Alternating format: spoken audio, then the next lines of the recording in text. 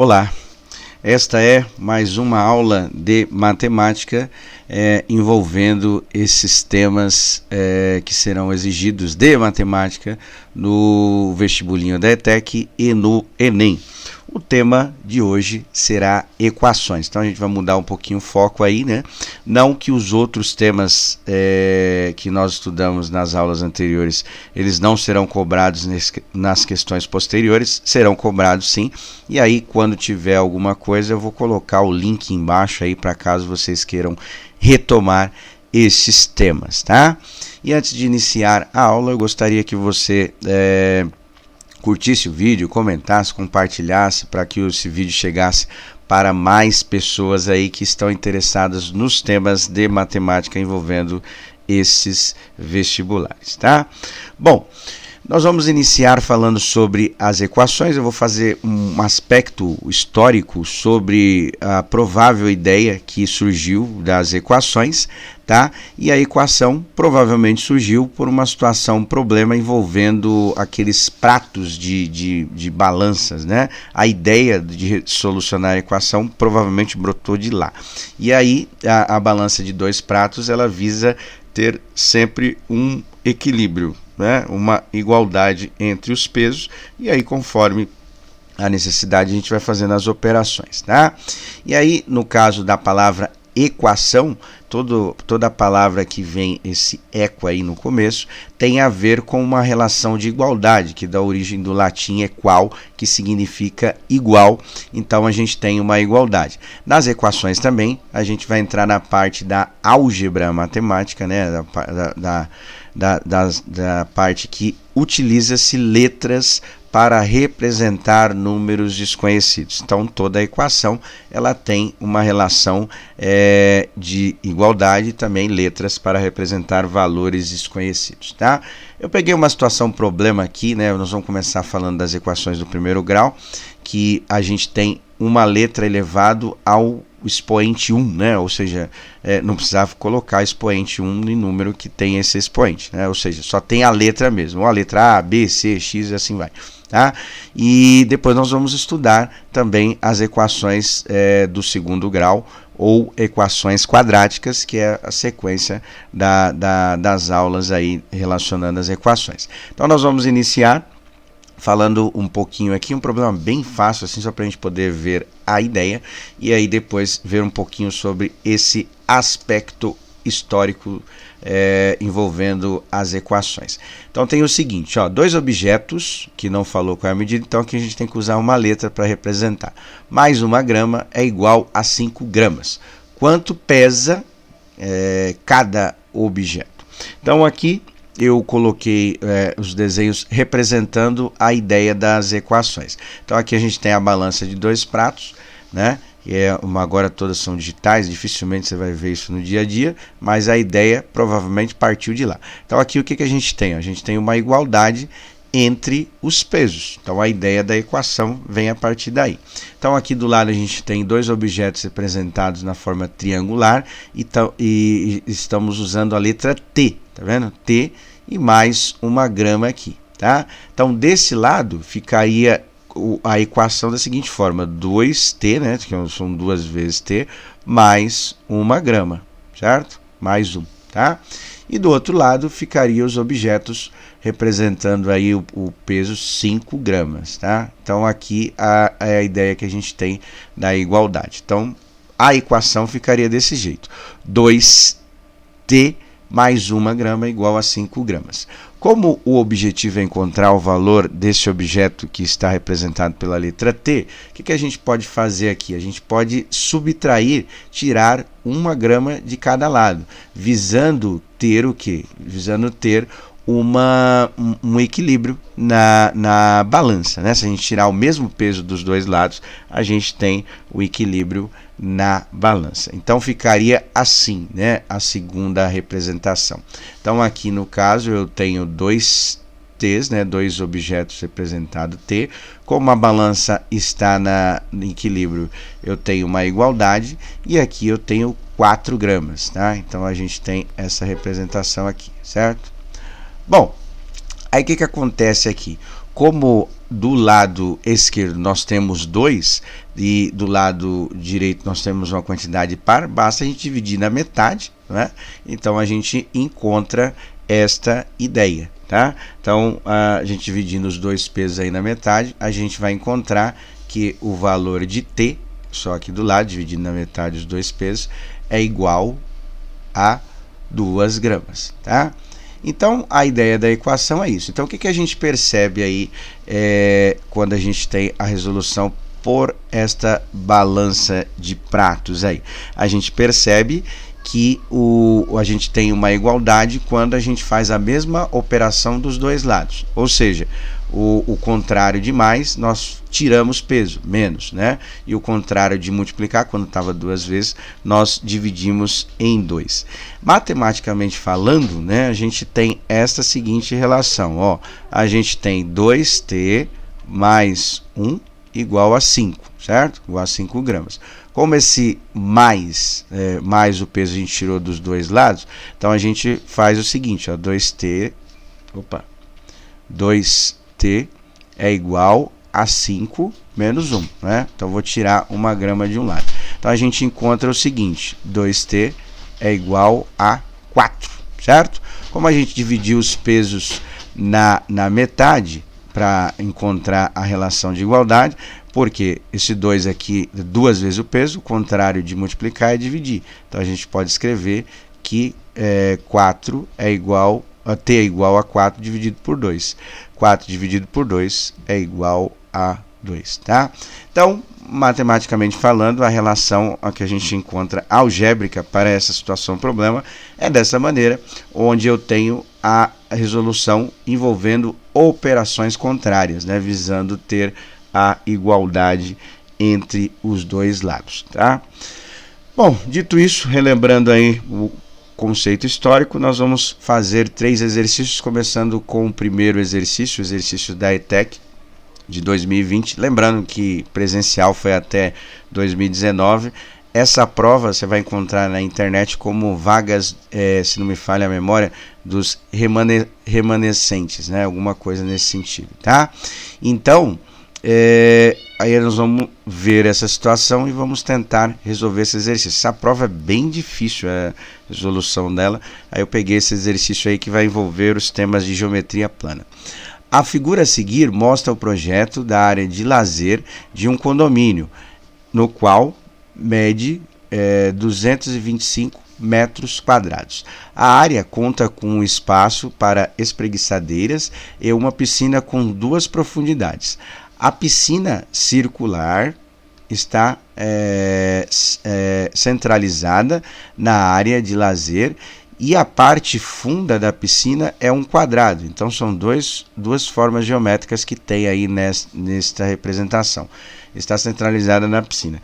Aqui está o projeto, né? Então a gente percebe que tem um quadrado maior, um círculo e um quadrado menor centralizado aqui.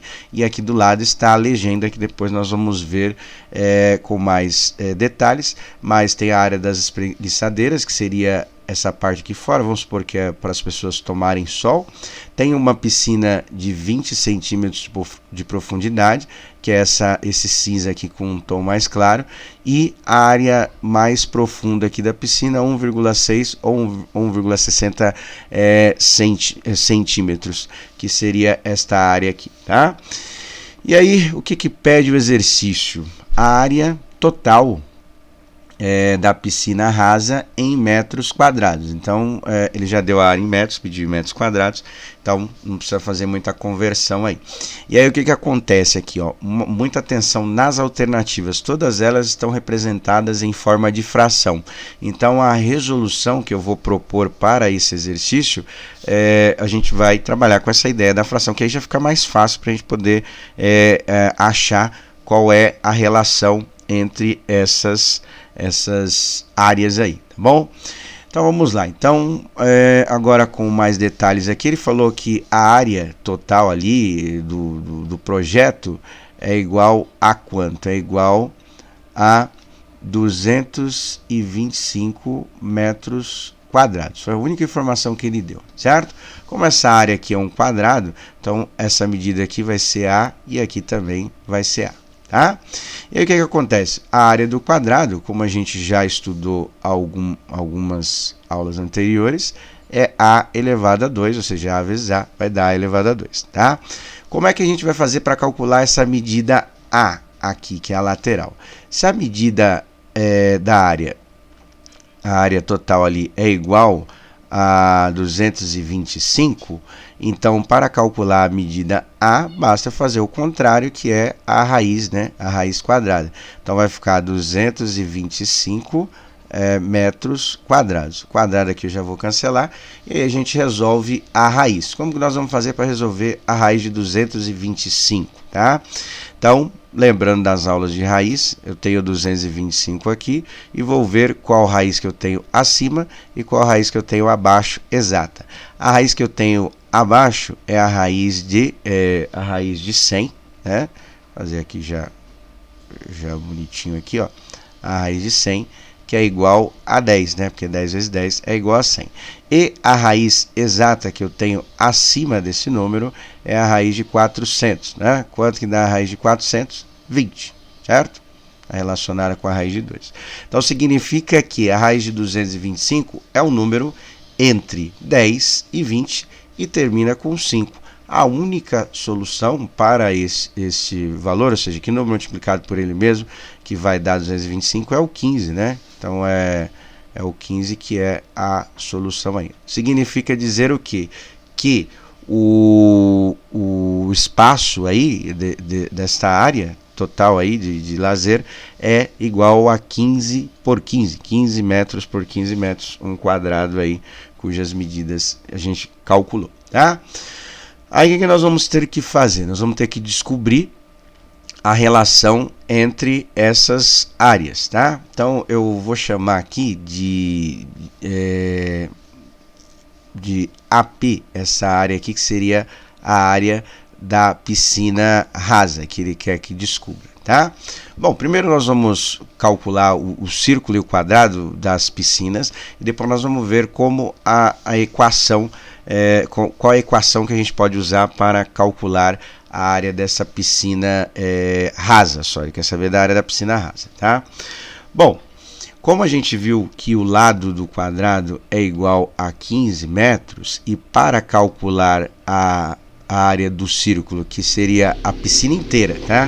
A piscina circular, desse jeito que eu estou falando para vocês, vai envolver essa parte toda aqui, mas a gente, para calcular só a rasa, a gente precisa tirar a parte funda aí, né? Ele quer só a parte rasa. Então, esse diâmetro aqui desse círculo é o mesmo que o lado desse quadrado maior aqui, né? Então, significa que o diâmetro é igual a 15 metros. Para calcular a área do círculo, vou chamar de AC, tá? Que é a área do círculo, a gente faz como? Lembrando lá das aulas de geometria, a gente faz π vezes r elevado a 2, certo? Bom, como ele não deu nem o valor do π, então a gente vai manter, porque nas alternativas tem o π lá, tá? E aí o que acontece? Como a gente precisa usar o raio, isso aqui vai ser a metade. Aí é aqui que está a dica para solucionar o problema de acordo com as alternativas, né? Dividindo 15 por 2 dá para dividir, mas como não tem essa representação lá, né? Valores, vamos dizer assim, não inteiros, então eu vou deixar da seguinte forma, vou colocar o π mesmo, com a letra grega, né? E o raio eu vou colocar em forma de fração, porque vai ficar mais fácil para saber quais as alternativas lá, tá? Então vai ficar 15 dividido por 2, porque o raio é metade, né, do diâmetro, elevado a 2, tá? Eu coloquei a medida em metros, se você não quiser colocar, se quiser colocar a sua fração, não tem problema. Mas como que você vai fazer? 15 elevado a 2, 15 vezes 15, 2 elevado a 2, 2 vezes 2, e aí calcula a área circular. Lembrando que nos casos assim da parte da álgebra, a gente deixa o número primeiro e depois a letra. O que eu estou querendo dizer? Depois que você resolver a fração, você coloca a fração na frente e o π depois, que aí fica mais fácil para você comparar com as alternativas, tá? Bom, a segunda parte é pensar na área central ali, que é uma piscina mais profunda, que é no formato de um quadrado. E nesse quadrado aqui, eu coloquei essa linha que é a diagonal desse quadrado, tá? Quanto que mede a diagonal desse quadrado? É o diâmetro do círculo, tá vendo? Se o diâmetro é 15, então significa dizer que essa diagonal também é 15, tá?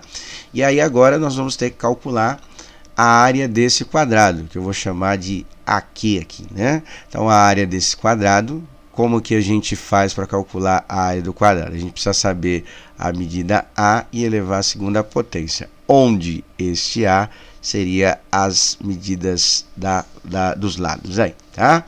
Bom, a única informação que a gente tem é a diagonal. Nas aulas de geometria, nós estudamos o cálculo da diagonal do quadrado para chegar naquela tabela do seno, cosseno e tangente envolvendo as razões trigonométricas, né? Os ângulos de 30, 45 e 60, tá? Se você não lembra, dá uma visitada na aula, mas tem a fórmula que nós deduzimos para calcular a diagonal deste quadrado. Como que faz? Ó, a diagonal, aplicando o teorema de Pitágoras, né, vai ser dada pela seguinte fórmula: A, que é a medida lateral, raiz de 2, né?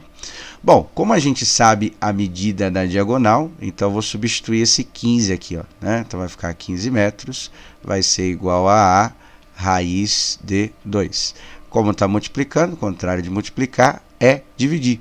Então vai ficar 15, certo? 15 metros sobre raiz de 2. Daria até para racionalizar aqui, mas eu optei nessa proposta aqui de resolução de deixar assim. Por quê? Como nós vamos ter que calcular a área, nós vamos ter que fazer essa medida elevada a 2. Aí já elimina a raiz ali, um passo a menos. Então, como é que ficaria o A elevado a 2? Ficaria da seguinte maneira: ficaria 15 metros, né, sobre 2, sobre raiz de 2, sobre a raiz de 2. Tudo isso elevado à segunda potência, né? Por que eu já deixei assim, que aí fica mais fácil aqui? Porque eu tenho a raiz aqui e a potência, cancela, né? Então vai ficar só o 2. E aí você faz 15 metros elevado a 2. Ou se você está usando o número, coloca só 15 metros mesmo, tá? E aí vai dar a área do quadrado. E aí como que nós vamos calcular a área da piscina rasa, que eu vou chamar de AP aqui, tá? Nós vamos pegar a piscina rasa inteira, que seria a área do círculo, ou seja, aqui seria a parte da equação, né? Menos a área do quadrado, que eu chamei de AQ aí, tá? Então aí, subtraindo essas duas, você vai conseguir encontrar a relação. Lembrando que lá não foi feito, tem bastante cálculo até aqui, né? Mas daria para seguir para reduzir um pouco mais. Ele só quer que coloque a área do círculo menos a área do quadrado. Então a resposta que deu na área do círculo menos a área do quadrado será a alternativa correta, tá? Exercício um pouquinho difícil aí, ver se vocês conseguem terminar. Qualquer dúvida, coloca aí nos comentários. Bom, o exercício 2 tem a ver com o Enem 2020. Peguei duas questões aí envolvendo o Enem. Eu acho que essa daqui não é muito difícil igual a anterior. Muitos modelos atuais de veículos possuem computador de bordo. Os computadores informam em uma tela diversas variações de grandezas associadas ao desempenho do carro. Dentre elas, o consumo médio de combustível. Um veículo de um determinado modelo pode vir munido de um dos dois tipos de computador de bordo. Então aqui tem os tipos segundo o texto aí. O tipo A informa a quantidade X de litros, tá, por 100 quilômetros gasto aí, né? Então, quantos litros de combustível ele gastou para andar 100 quilômetros? Esse tipo aqui pelo menos nunca vi assim no dia a dia, né? É um modelo inventado para essa questão. O tipo B, que é o mais comum que tem nos computadores de bordo, que é o que, ó, informa a quantidade de quilômetros que o veículo é capaz de percorrer por 1 litro de combustível, né? Então esse é o mais comum que tem, tá? Um veículo utiliza o computador tipo A, E ao final de uma viagem, o condutor viu apresentado na tela a informação X para 100, ou seja, quantos litros para 100 km. Tá? Caso o seu veículo utilize o tipo B, o computador de bordo do tipo B, o valor informado na tela seria obtido pela operação. Aí está aqui as alternativas. Então o que nós vamos ter que pensar? Nós vamos ter que pensar nas relações que seriam feitas de acordo com os dois tipos. Um é quantidade de litros para 100 e o outro é quantidade de quilômetros para 1 litro. Bom, como que nós vamos fazer aqui? Nós vamos estruturar, tem duas informações aí que aparecem nos dois tipos de computador de bordo. A quilometragem e os litros. O primeiro tipo é o que? É X, X quilômetros para 100 litros. Esse é o que ele falou que é o tipo A. E o tipo B, aparece uma quantidade de quilômetros, eu vou chamar aqui de Y, que seria um segundo valor, que a gente não sabe, por litro, ou seja, por 1 litro. Tá? Então essa é a relação que nós temos aí. Como que nós vamos resolver a equação que descreve a relação de proporcionalidade entre esses dois tipos?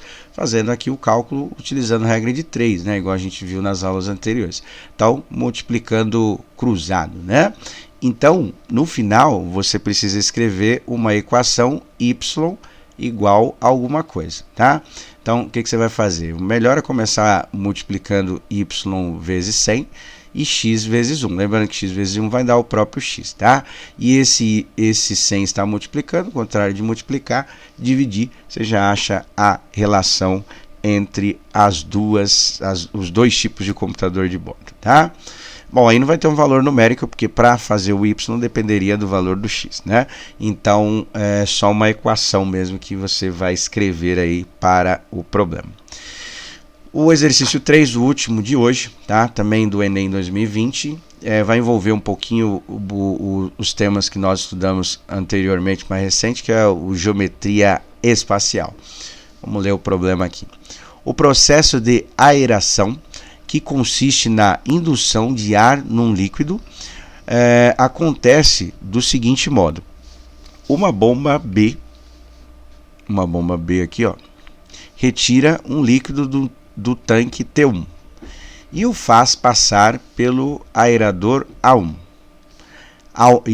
que aumenta o volume do líquido em 15%, e em seguida pelo aerador A2, ganhando um novo aumento no volume, que é quanto? 10%. Então isso aqui é uma situação da porcentagem, são duas porcentagens consecutivas, Ao final ele fica armazenado num tanque T2, então ele sai de 1, tem um aumento, primeiro de 15, depois de 10, e depois fica armazenado num tanque T2. Aqui está o esquema do projeto e tal, depois nós vamos ler com mais calma, e aí tem as informações, depois a gente interpreta a imagem, tá? Aí diz o seguinte o texto, os tanques T1 e T2 são prismas retos com bases retangulares, a base é retangular, sendo que o T1, o tanque T1, tem o comprimento C e a largura L. Então C e L são as medidas que ele deu aí, não informou numericamente quais são. E a base do T2 tem o comprimento C sobre 2, ou seja, metade do comprimento do anterior, e a largura 2L, ou seja, o dobro da largura do tanque anterior. Para finalizar o processo de aeração, sem derramamento do líquido T2, do líquido em T2, o responsável deve saber a relação entre a altura da coluna de líquido que já saiu do T1, denotada por X, e a altura da coluna do líquido que chegou ao T2, denotada por Y. Então, a situação aí que a gente precisa analisar depois de entender o processo é a variação entre as alturas, porque o volume vai aumentar, consequentemente, uma das relações, uma das dimensões é a altura também vai sofrer alguma alteração, tá? E aí ele quer saber o seguinte, a equação que relaciona as medidas das alturas x e y aqui, tá? E aí tem as equações aí, e aí nós vamos interpretar o projeto aqui. Bom, primeiro vamos colocar as medidas que ele deu aqui para entender. Então ele falou que o T1, tanque T1, tem a largura L e o comprimento C, tá? E aqui tem uma quantidade de líquido, certo? Que ele falou que essa altura é representada por X, tá? Aí esse líquido vem para essa bomba joga esse líquido para o A1, onde ele tem um aumento de 15%, então vai ficar 15% maior, certo? Depois joga para o A2, onde ele vai ter um aumento de 10% do volume, né? E aí depois vai ser derramado esse líquido em T2, o tanque T2, onde ele tem as seguintes características. A largura, ele falou que é 2L, e o comprimento, ele disse que é C sobre 2, ou seja, metade, e aí tem uma altura aqui que foi chamada de Y, tá? Por que a gente precisa se preocupar só com a altura dessa relação aí? Vamos fazer o cálculo aqui da área da base, né? Vou colocar, ó, AB, certo? Então a área da base do T1 vai ser L vezes C. Então aqui a gente não sabe as medidas, vamos deixar só a equação aí. Então é L vezes C. O tanque T2, se a gente aplicar o mesmo cálculo da área da base, vai ficar 2L vezes C sobre 2, certo? Cancelando 2 com 2 aqui, que é a única coisa que dá para fazer, então a gente vai ter a seguinte relação, a área da base vai ser L vezes C. O que a gente conclui? A gente conclui que as duas bases, né, são iguais. A única coisa que vai mudar vai ser a altura dos líquidos aí, tudo bem? Então aí a gente vai pensar só nessa altura mesmo, ou seja, a relação de x para y, tá?